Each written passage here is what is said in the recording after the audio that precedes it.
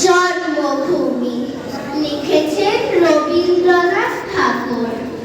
সার্থক জনম আমার, জন্মেছি এই দেশে। সার্থক জনম পাবো তোমায় ভালোবেসে। জানি রে তোর ধন রতন আছে কিনা রানীর মতন। শুধু জানি আমার অঙ্গ জুড়ায় তোমার ছায়ায় এসে। কোন বনেতে জানি নে ফুল গন্ধে এমন করে আকুল। কোন গগনে ওঠে রে চাঁদ এমন হাসি হেসে।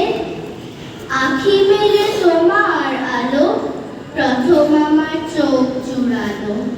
ওই আলোতে নয়ন রেখে